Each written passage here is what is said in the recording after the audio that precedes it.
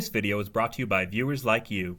Thank you. Be sure to subscribe and help get this video to 2,000 likes. And I say, hey! Arthur and the Brain have invented a machine that tells you just how much of a domineering jerk someone is. Arthur's dad barely registers, while Mr. Ratburn's levels are off the charts. Guess we know who wears the pants in that relationship. Arthur goes to test the machine on DW, who turns out to be so big of a jerk that she destroys it. What a surprise. DW goes shopping for Emily's birthday present and has her heart set on the Marie Antoinette doll, which comes with a plastic cake and a detachable head. Mrs. Reed says it's too expensive, until her daughter threatens to have a public meltdown if she doesn't buy it. The next day, DW goes to Emily's party, which is so French I'm surprised it hasn't surrendered to the German barbecue next door. DW is severely underdressed for the party, but still has the gall to turn her non-existent nose up at Emily's Eiffel Tower cake, snail eclairs, and live polka band? Do the French enjoy a good polka, or is that just a Pennsylvania thing? I'm just saying, I've been to France and I don't remember hearing tubas and accordions echoing in the streets. DW gives her present to Emily and demands she open it on the spot. Emily explains she'll be opening her gifts at the end of the party, after they do 34 other activities first, which as an introvert sounds like absolute hell. DW bitches and moans through the entire party. She makes her frustrations known, that way everyone is having just as bad a time as her. This movie stinks!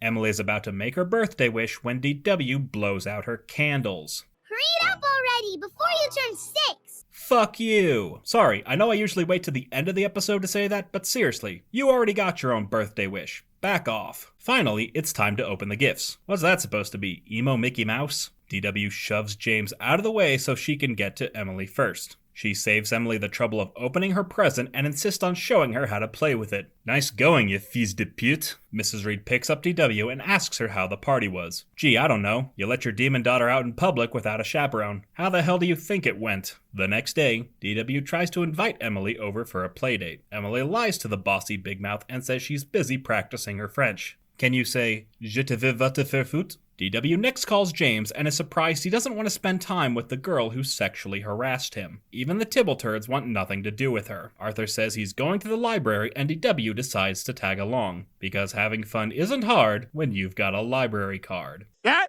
There it is! They walk past Emily's house as DW is somehow oblivious to her best friend having fun without her. Where the hell was that trampoline during the birthday party? They next pass by James's house, where DW finds him swimming with the Tibble tightwads. The three are bonding over their mutual hatred of DW. I'm DW! Yeah, you know things are bad when James would rather spend time with the look-alike losers than DW. DW storms off as she decides to cut ties with all her friends, even though it's clear they already made that decision without her. Instead of apologizing to her friends, DW decides to play by herself. She sets up a ping pong table in the driveway but somehow doesn't think to raise one side up to keep the ball from getting away. Sadly, the scene doesn't end with her chasing the ball into oncoming traffic.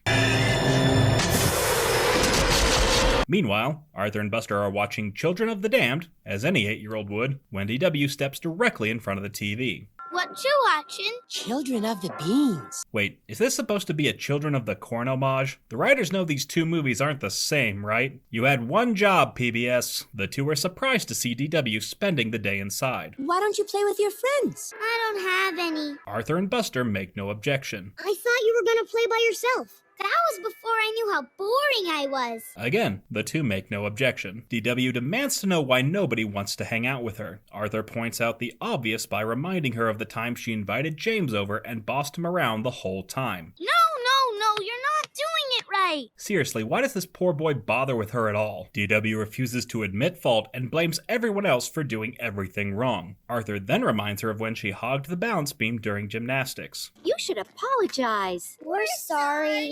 You haven't done anything wrong. We haven't? I know, I'm just surprised as you are. And yes, I realize now she didn't quit gymnastics after DW flips. You can stop pointing that out to me in the comments, please. DW again refuses to accept her mistake and blames the Tibbletaints for distracting her. She rejects her brother's advice and says the world would be a better place if everyone was like her. DW nearly dozes off when a kid shows up to play with her. The kid turns out to be just as big a pain as DW, because she is DW. Wait, why are you surprised? You were looking right at her face 10 seconds ago. DW gets swarmed by dozens of her clones as they slowly nag her to death. Damn, they really busted out all the skins for this episode. Surprise, surprise, it turns out the whole thing was just a dream. A horrible, horrible dream. DW finally realizes the error of her ways and goes to gymnastics class. The other kids grimace at her arrival and James goes to hide in the bathroom. Smart man. Emily storms off when DW says she can use the balance beam first. Emily says DW will just make fun of her, which she almost does instinctively before biting her tongue. DW gives up her turn so Emily can try again. DW wins back her friends, which inspires the Tibble Tornadoes to see who can be nicer. Emily invites DW over for a playdate while the diabolical dimwits attempt to kill each other off screen. Let's review. DW convinced her mom to buy an expensive toy for her best friend's birthday, even though she clearly wanted the doll for herself. She ruined Emily's birthday party by complaining the whole time and refusing to let her play with her present. She was somehow surprised when her friends started avoiding her and chose to turn her back on them. She refused to change her attitude until she realized her worst nightmare is being trapped in a room with herself. And even when she finally apologized and put her ego in check, we all know it's only a matter of time before she reverts back to square one and drives all her friends away again. God, it's good to be back.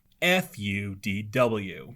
And I say, Hey, I have a Patreon. Sign up at patreon.com/mattneff to get your name in the thank you credits, along with early access to every FUDW and the chance to vote for future episodes. If there's a movie or show you'd like me to talk about, top-tier patrons can commission a review for my channel. Check out the link in the description to become an FUDW superfan. Also, I'm now on Cameo, so make sure to check out my profile to get a personalized FU video. Next time on FUDW...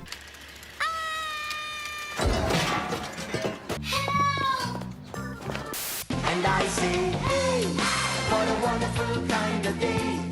If you could learn to work and play and get along.